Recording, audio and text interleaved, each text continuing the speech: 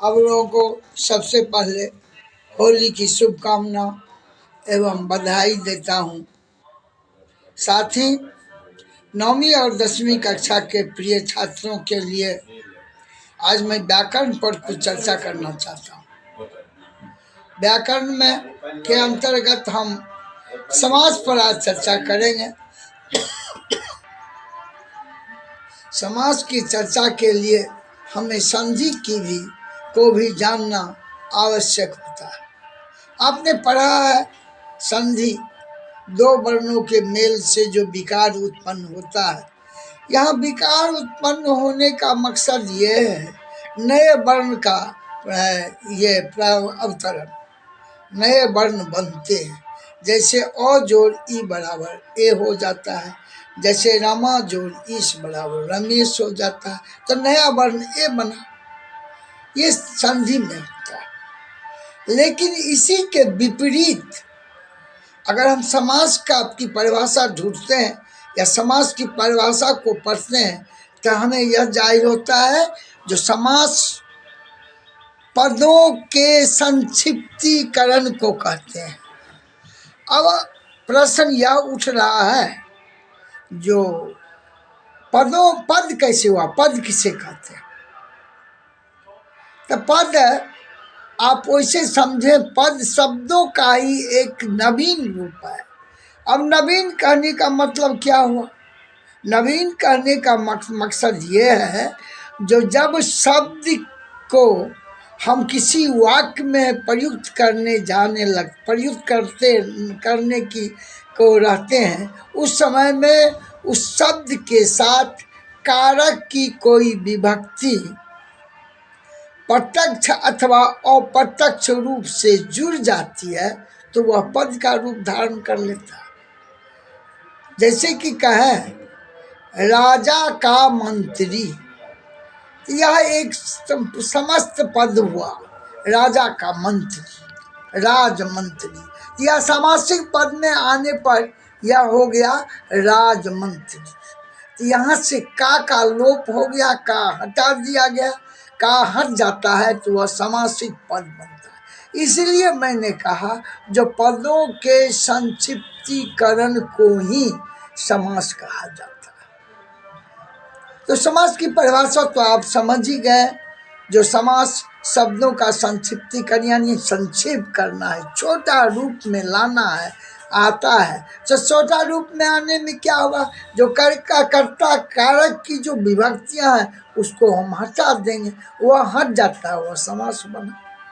जैसे कि विद्यालय या पाठशाला, पाठ के लिए शाला, अगर यह समस्त पद में आया तो यह बना पाठ के लिए शाला माने घर, पाठ के लिए घर पाठशाला।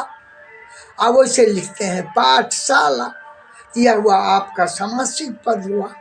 इसको हम अलग करते हैं, उसको समस्त पद में ढाल रखते हैं तो यह होता है, या विग्रह करते हैं तो यह बन जाता है पाठ के लिए शाला। जैसे लिखते हैं रसोई घर, रसोई घर पे ही चर्चा कीजिए, रसोई के लिए घर, यह समस्त पद हुआ यानी विग्रह का हुआ ये। अब कहिएगा जी अब विग्रह क्या हुआ?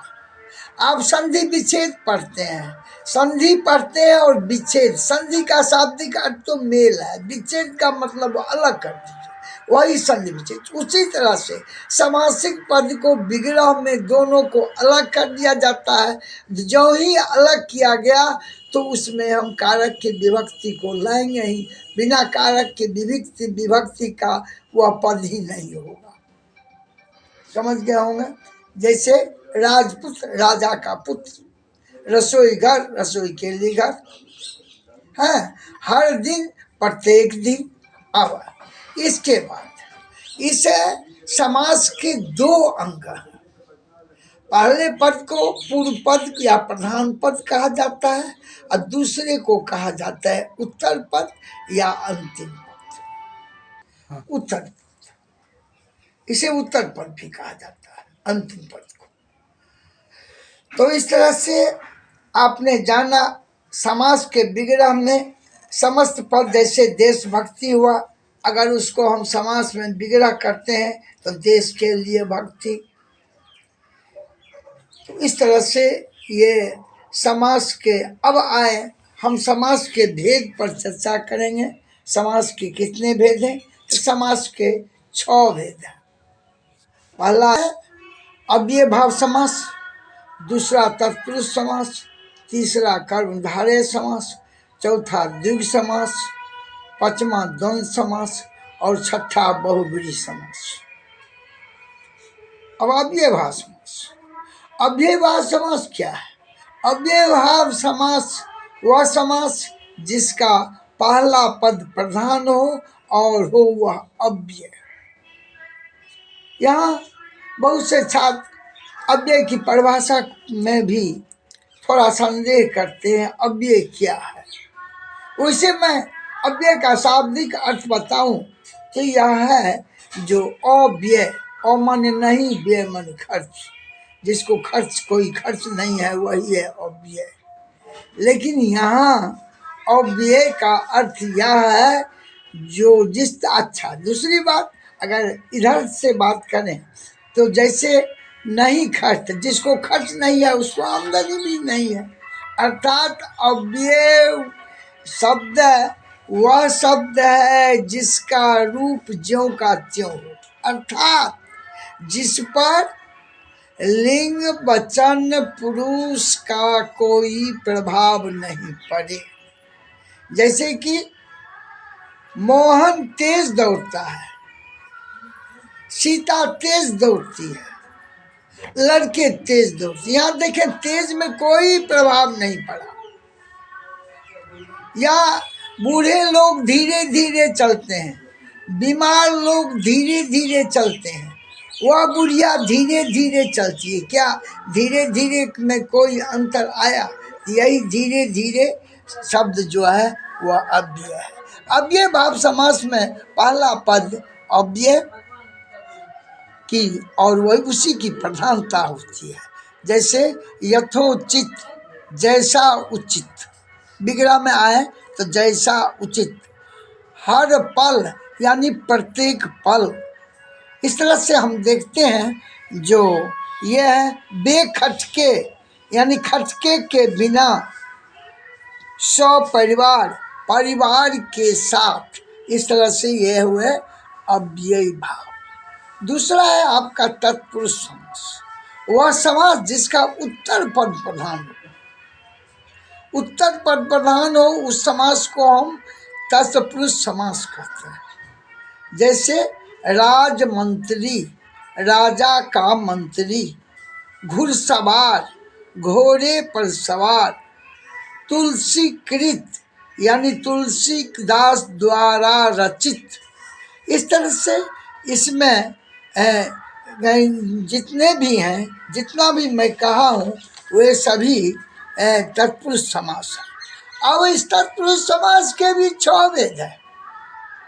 पहला है कर्म तत्पुरुष, दूसरा है कर्म तत्पुरुष, तीसरा संप्रदान तत्पुरुष, चौथा आपादान तत्पुरुष, पांचवा संबंध तत्पुरुष और छठा अधिकरण तत्पुरुष। ये तत्पुरुष समास के हैं भेद 6। जैसे कर्म तत्पुरुष में कर्म कारक का जो चिन्ह है को, कर्म कारक के अब कारक जानते होंगे। जैसे कारक की परिभाषा आप जरूर पढ़े होंगे। कारक का परिभाषा है, फिर मैं आपको जानकारी में दे दूं। जब कारक की परिभाषा है क्रिया की उपपत्ति में, उत्पत्ति नहीं समझिए, उपपत्ति या क्रिया को सार्थकता साबित करने वाला या क्रिया की सार्थकता को दिखाने वाला। जैसे कि हम लिख दें खाता है, जाता है, ऐसा लिखते हैं और अनेक सारे प्रश्न आते हैं तो क्या जाता है, कैसे जाता है, क्या खाता है, कहाँ खाता है, किधर खाता है, बहुत सारे प्रश्न। अब वहीं हम कर दें जो राम खाता है, मोहन जाता है, सोहन देखता है।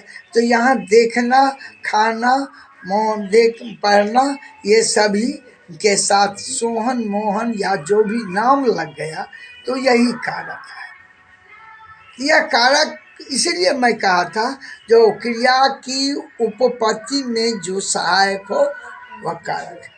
और इस कारक के 8 भेद हैं। पहला है कर्ता कारक, दूसरा कर्म, तीसरा करण, चौथा संप्रदान, पांचवा संबंध, छठा अधिकरण। हाँ, कर्ता, कर्म, करण, संप्रदान, अपादान, छठा संबंध, सातवां अधिकरण और आठवां संबोधन। ये 8 भेद हैं कारक के। और इनके चिन्ह भी हैं जिन्हें हम परसर्ग भी बोलते हैं। जैसे कर्ता का चिन्ह शून्य और ने, कर्म का चिन्ह शून्य और को, करण का चिन्ह से, संप्रदान का चिन्ह के लिए, अपादान का चिन्ह से, संबंध का चिन्ह काकी के, रारी रे, नानी ने, और अधिकरण का चिन्ह में पर, और संबोधन का चिन्ह हे अरे। ये सभी कारक के चिन्ह। तो इसमें से 6 जो हैं कर्म तत्पुरुष, यानी कर्म कर्म तत्पुरुष, करण तत्पुरुष, संप्रदान तत्पुरुष, जिसको मैं पहले कहा था, अपादान तत्पुरुष, संबंध तत्पुरुष, अधिकरण तत्पुरुष। ये 6 भेद जो है इनमें कर्म, पहला कर्म तत्पुरुष में कर्म कारक की विभक्ति को का लोप हो जाता है। जैसे देशगत यानी देश को गत, यश प्राप्त यश को प्राप्त, ज्ञान प्राप्त ज्ञान को प्राप्त, समस्त पद यानी विग्रह में आ गया ज्ञान को प्राप्त, और यह समासिक पद हुआ ज्ञान प्राप्त। यह परलोक गमन यानी परलोक को गमन को, अब देखें सब में को का लोप होता गया है। जैसे विद्या प्राप्त विद्या को प्राप्त, को का लोप विद्या प्राप्त, या विग्रह में आया तो विद्या को प्राप्त। और अगर हम इसको समासिक पद में पुनः लाते हैं तो यह हो गया विद्या प्राप्त। इस तरह से इसमें कर्म कारक का चिन्ह को का लोप होता है, इसे ही कर्म तत्पुरुष कहते हैं। उसी तरह से करण तत्पुरुष, जहाँ करण कारक की विभक्ति से का लोप हो जाता है, यानी से हट जाता है। जैसे रोग मुक्त, इसको हम विग्रह करते हैं रोग से मुक्त।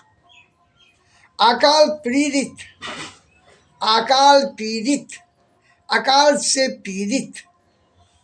मुंह मांगा, मुंह से मांगा है। हस्त लिखित, हाथ से लिखा हुआ। मन चाहा, मन से चाहा। इसमें देखें से करण कारक की विभक्ति से का इसमें लोप हो जाता है। यह हुआ आपका करण तत्पुरुष।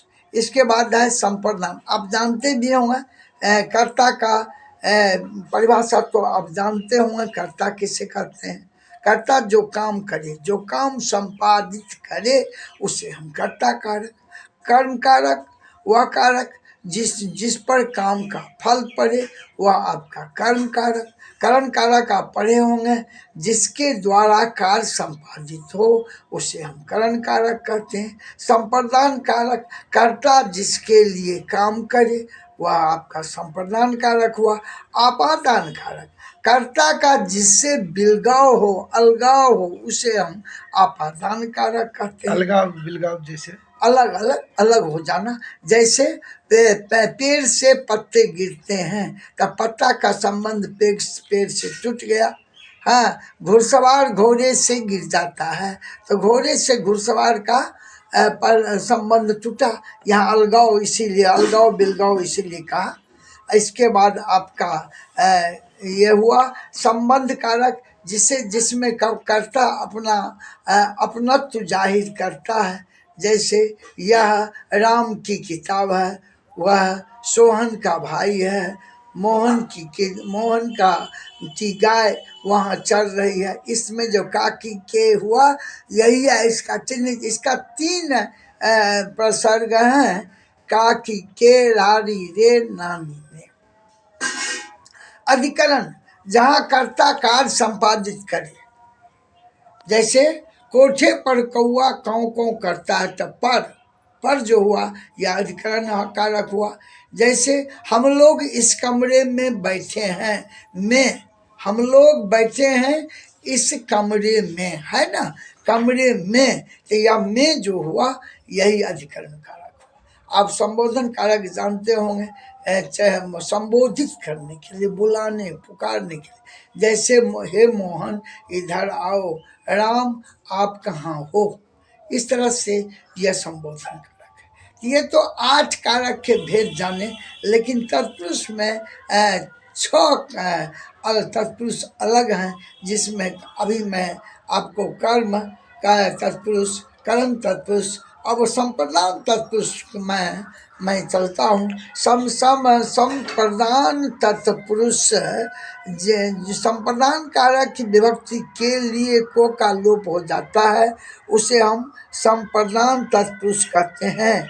जैसे बस टिकट, बस के लिए टिकट, राह खर्च, राह के लिए खर्च, बस स्टैंड, बस के लिए स्टैंड, देश प्रेम, देश के लिए प्रेम, देशभक्ति, देश के लिए भक्ति, प्रयोगशाला, प्रयोग के लिए शाला यानी घर, पाठशाला, पाठ के लिए शाला यानी घर। इस तरह से ये आपका संप्रदान तत्पुरुष हुए।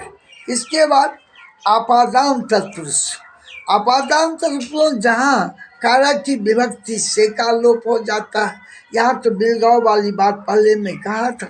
जैसे पथभ्रष्ट यानी पथ से गिरा हुआ, रोग मोह जीवन मुक्त यानी जीवन से मुक्त, लक्ष्यहीन यानी लक्ष्य से हीन, भयभीत भय से डरा हुआ, धर्म भ्रष्ट धर्म से गिरा हुआ, ये आपका आपादान तत्पुरुष। इसके बाद आता है आपका संबंध तत्पुरुष, जहाँ संबंध कारक की विभक्ति काके की का लोप हो जाता है। जैसे ग्राम पंचायत, गांव की पंचायत, विद्या भंडार, विद्या का भंडार, भारत रत्न, भारत का रत्न, जल प्रवाह, जल का प्रवाह, सेना नायक, सेना का नायक। इस तरह से ये आपके संबंध तत्पुरुष हुए। इसके बाद अधिकरण तत्पुरुष